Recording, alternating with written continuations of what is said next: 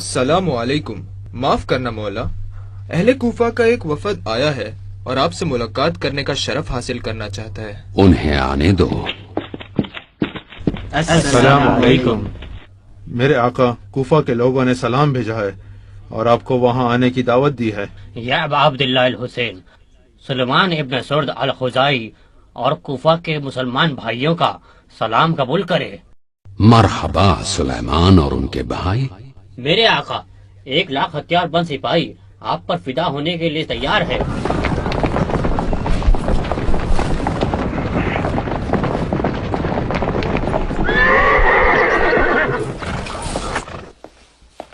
ایک اور وفد دروازے پر منتظر ہے، وہ بھی ملاقات کرنے کی اجازت چاہتا ہے. انہیں خوش آمدید کہو کہ اندر تشریف لائیں. اپنے بھائیوں کو ہمارا سلام کہنا اور کہنا کہ ہم بہت جلد ہی ان کے پاس ملنے آئیں گے انشاءاللہ.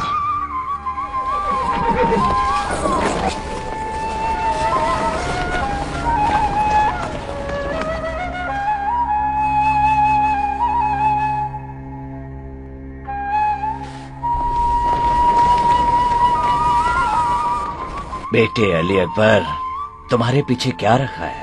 کوفے سے بھاری تعداد میں خطوط آئے ہیں جن میں وہاں آنے کی دعوت دی گئی ہے. اے چچا، نہیں جانتا ان کی نیت کس حد تک درست ہے. اس میں کوئی شک نہیں کہ وہ لوگ امام کو دوسروں سے زیادہ خلافت کا مستحق سمجھتے ہیں، لیکن یہ بتاؤ بیٹے علی کہ امام نے کیا فیصلہ کیا ہے؟ وہ کوفہ جائیں گے یا مکہ میں ہی قیام کریں گے؟ ابھی تک کچھ طے نہیں ہوا ہے. وہ کوفہ والوں کو پہلے پرکھنا چاہتے ہیں، اسی لیے وہ مسلم ابن عقیل کو اپنا قاصد بنا کر بھیج رہے ہیں تاکہ حقیقت کا صحیح اندازہ ہو جائے.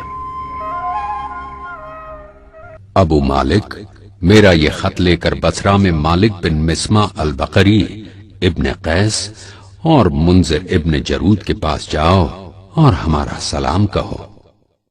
میں خدمت کے لیے حاضر ہوں میرے مولا.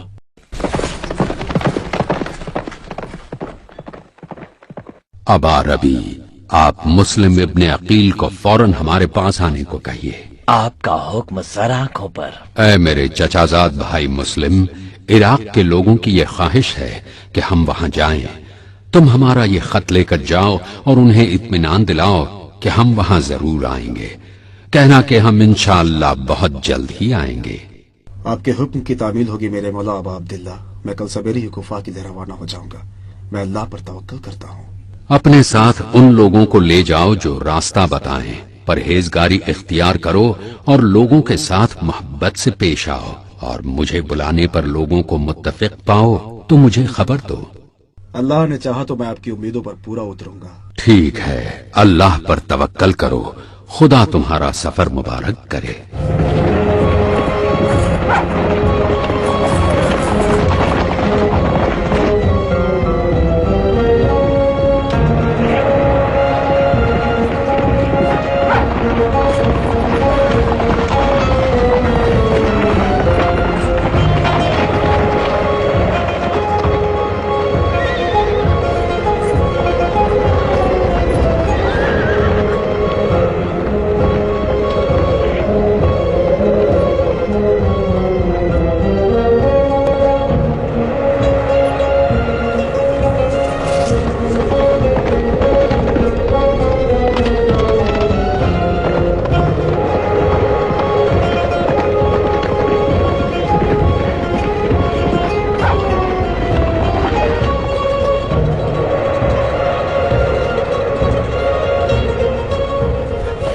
ریت کا شدید طوفان آ رہا ہے میرے مولا، ڈر ہے کہیں راستہ نہ بھٹک جائیں. ٹھیک ہے، رات یہی رک جاتے ہیں. کل سے پھر سفر جاری رکھیں گے ہم. اچھا یہ بتاؤ تمہارا وہ ساتھی کہاں ہے؟ وہ کہیں نظر نہیں آ رہا. کہاں ہے وہ؟ خدا بہتر جانتا ہے کہ وہ کہاں گیا. شدید ریت اور پیاس کی وجہ سے کچھ دکھائی نہیں دیتا.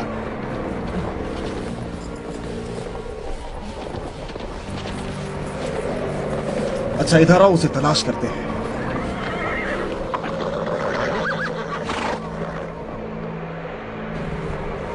اس طوفان میں تو کچھ بھی دیکھنا ناممکن ہو گیا ہے. اس پہاڑی کے پیچھے جاؤ تاکہ تمہیں وہاں سے کچھ راستہ نظر آئے. میں یہاں آگ جلاتا ہوں. رات یہیں قیام کریں گے ہم. میرے آقا، میں نے اپنے ساتھی کو بہت تلاش کیا لیکن کچھ پتہ نہیں چلا.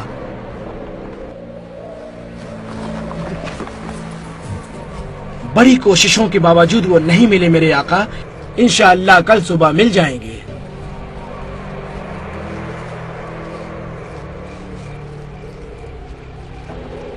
हम रात यहीं ठहर जाते हैं। उम्मीद करते हैं कि शायद कल तक वो हमें मिल जाए इंशाअल्लाह।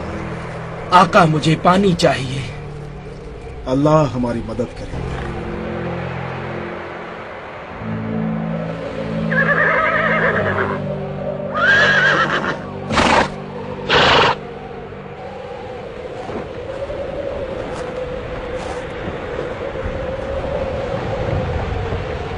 उठो अबा मुजाहिम, बहुत देर हो गई है, हमें फौरन निकलना चाहिए।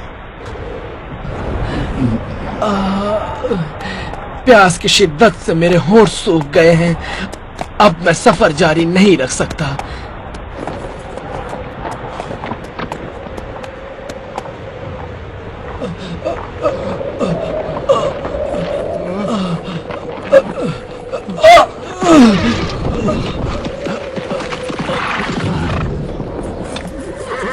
ला हौल वला कुव्वत इल्ला बिल्लाह। तुम्हारा गम मेरे लिए नाकाबिले बर्दाश्त है अबा मुजाहिम। ऐ अल्लाह, इसे शहीदों और सादिकों में शामिल कर दे। बेशक तू सब कुछ देखने वाला है। या अल्लाह, मुझे एक दरख्त नजर आ रहा है, यकीनन वहाँ पानी भी मिल जाएगा। प्यास से तो नजात मिलेगी। तेरा शुक्र है मेरे परवरदिगार।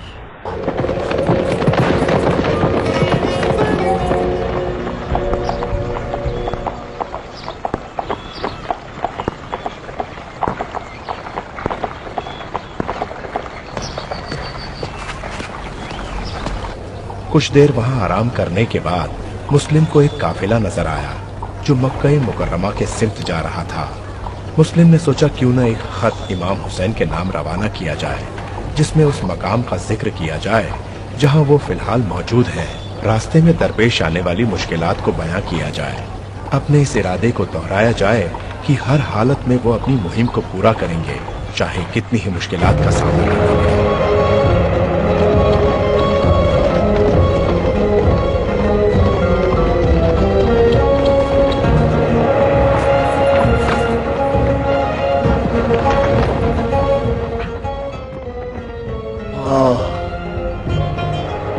या अल्लाह, ये कूफा है, हकीकतन कूफा है। आखिर कूफा पहुंच गया।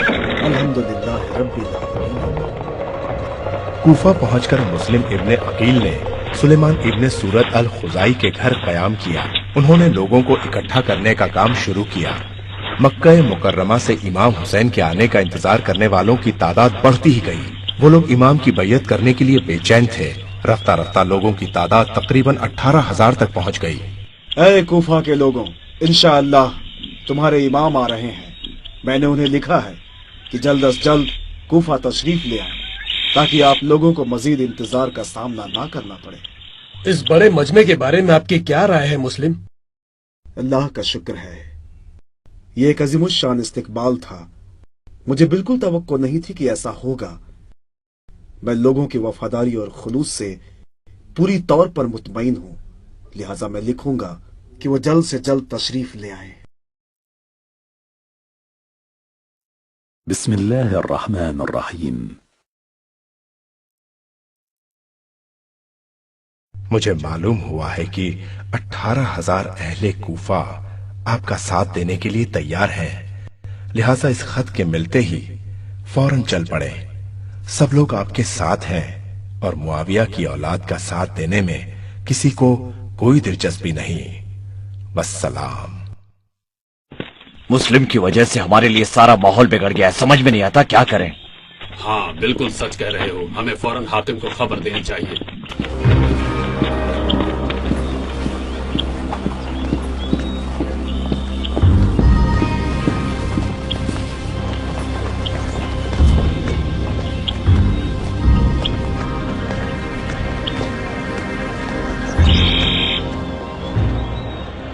हाकिम वक्त तू कमजोर है या कमजोर बना दिया गया है, और तूने मुस्लिम को लोगों की अक्लों और तमाम चीजों पर मुसल्लत होने के लिए यूं ही छोड़ दिया है।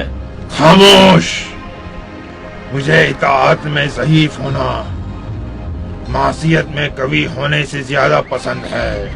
ए हज़रमें, ऐ मोहतरम हाकिम, یہ سارا معاملہ بغیر گیس و غضب، ظلم، ناانصافی اور خون خرابے کے قابو میں نہیں آنے والا، اور تم ہو جو کمزوروں کی طرح باتیں کر رہے ہو۔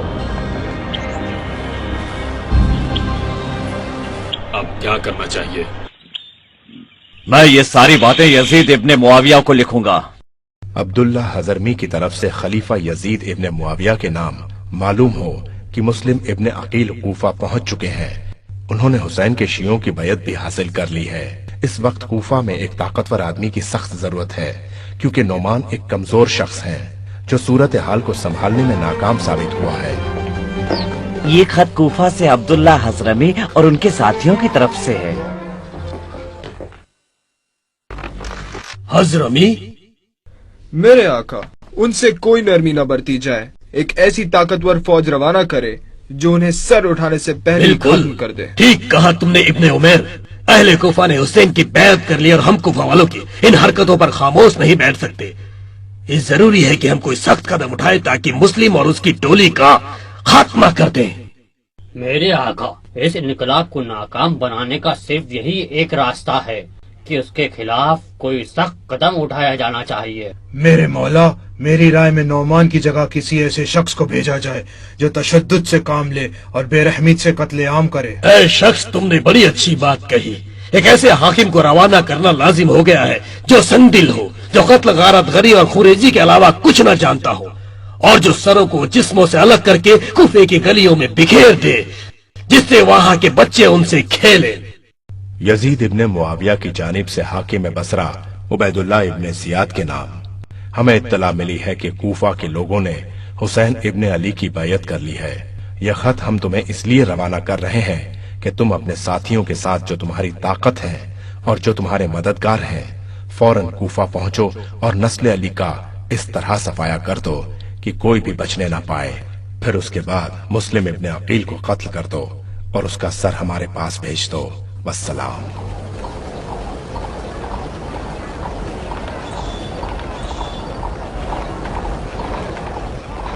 عبیداللہ ابن زیاد کوفہ جانے کے لیے تیار ہو گیا۔ اتنے میں منذر ابن جرود ایک شخص کو کہ جس کے ہاتھ بندھے تھے ساتھ لے کر آیا۔ یہ کون ہے ابن جرود اور کیا چاہتا ہے؟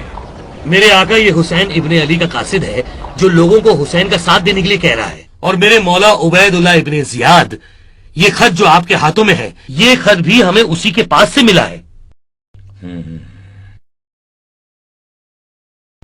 حسین ابن علی کی جانب سے تمام مومنین کے نام۔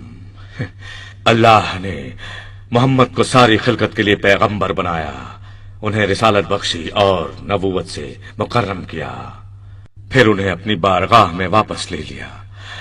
انہوں نے لوگوں کو نصیحتیں کی اور رب کی رسالت کی تبلیغ کی۔ اہل بیت رسول پیغمبر کے بعد ان کا مقام حاصل کرنے کے سب سے زیادہ مستحق ہے۔ ایک قوم ہم پر مسلط ہو گئی اور ہم نے فتنے سے بچنے کے لیے خاموشی اختیار کی تھی۔ ہم یہ خط تمہارے نام بھیج رہے ہیں اور ساتھ ہی ساتھ تمہیں اللہ کی کتاب اور رسول کی سنت کی طرف دعوت دے رہے ہیں۔ اگر تم نے ہماری بات سن لی اور اس پر عمل کیا تو اس میں تمہاری ہی فلاح پوشیدہ ہے۔ والسلام۔ یہ سب کیا ہے؟ کیا ہے یہ سب؟ اسے لے جاؤ اور اس کا سر قلم کر ڈالو۔ آپ کا حکم سراخوں پر میرے آقا۔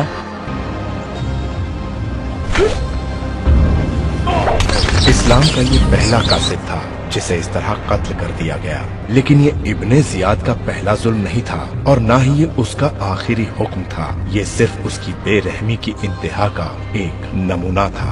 اے بصرہ کے لوگوں، یزید ابن معاویہ نے مجھے کوفہ کا حاکم مقرر کیا ہے اور میں نے کوفہ جانے کا ارادہ کر لیا ہے تاکہ یزید کا حکم نافذ کروں۔ میں اپنے پیچھے اپنے بھائی عثمان کو تم پر حاکم بنا کر جا رہا ہوں۔ اب اگر مجھے پتا چلا کہ تم میں سے کسی نے اس کے خلاف ورزی کی ہے تو میں اس کا سر قلم کر دوں گا اور چھوٹے کے گناہ کے بدلے بڑے کو پکڑوں گا یہاں تک کہ تم سیدھے ہو جاؤ۔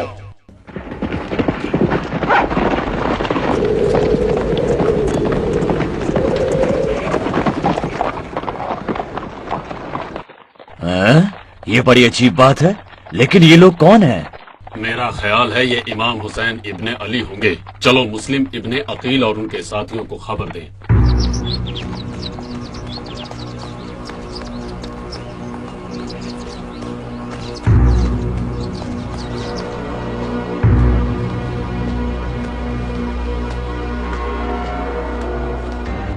लोगों, हमने देखा कि 4 आदमी महल की तरफ जा रहे थे। मैं समझता हूं कि वो हुसैन इब्न अली और उनके साथी होंगे। हमें उन लोगों के पास जाना चाहिए और उनसे बात करनी चाहिए। इस बारे में तुम लोगों की क्या राय है? ऐसा होना तो मुमकिन नहीं है। इमाम अलैहिस्सलाम हाकिम के महल की तरफ नहीं जाएंगे और ये भी मुमकिन नहीं है कि वो वहाँ कयाम करें। चलो ए लोगों, सारे मामले की तफ्तीश करें। खबरदार खबरदार है लोगों, उबैदुल्लाह इब्न जियाद को नुमान इब्न बशीर की जगह हाकिम बना दिया। ये तुम क्या कह रहे हो? किसने उसे हाकिम बनाया है? यजीद बिन मुआविया ने उसे कूफे का हाकिम बनाया है, क्योंकि वो एक संदिल आदमी है। ऐ कूफा के लोगों, कल मस्जिद में जमा हो जाओ, मुझे तुमसे खिताब करना है। ऐ कूफे वालों, मैं तुम्हें खबरदार करता हूँ कि हुकूमत से गद्दारी करने वालों के लिए मेरी तलवार हर वक्त तैयार है। अगर किसी ने भी ऐसा किया तो मैं उसका बड़ी सख्ती से जवाब दूंगा। लिहाजा तुम में से हर एक पर यह वाजिब है कि मुझे हर उस आदमी की खबर देते रहे जो यजीद इब्ने मुआविया की मुखालिफत करता हो और शहर में साजिश फैलाने की कोशिश कर रहा हो। अगर किसी ने हमारा हुक्म नहीं माना तो उसकी जान और उसका माल हम पर हलाल है। अबा मसूद, हालात कैसे हैं? अब हमें क्या करना चाहिए? मेरी राय है कि आप हानी इब्ने उर्वा के घर मुंतकिल हो जाएं और लोगों की नजरों से दूर ही रहें, क्योंकि सूरत हाल बहुत खतरनाक हो चुकी है। हाँ अबा मसूद, तुम ठीक कह रहे। मैं इंशाअल्लाह कल ही हानी इब्ने उर्वा के घर मुंतकिल हो जाऊंगा और वहीं कयाम करूंगा। जो भी अजनबी कूफा में दाखिल होते हैं उन सब के नाम लिखकर मुझे दो और उनसे शहर में आने की वजह पूछो। अगर ऐसा नहीं किया तो उसकी सख्त सजा मिलेगी। पहरेदार, कूफा के सारे बड़े लोगों को दावत दो कि कल रात का खाना वो हमारे साथ खाएं। हानी और शुरैक इब्ने आवर को दावत देना न भूलना। आपका हुक्म सराखों पर आका। तुम्हारी क्या राय है मेरे भाई? उबैदुल्लाह इब्न जियाद ने मुझे क्यों बुलाया है? दर हकीकत नहीं जानता, क्या करूं? उबैदुल्लाह के पास जाओ और मालूम करो कि वो क्या चाहता है। वजह मालूम करना हमारे लिए बहुत जरूरी है।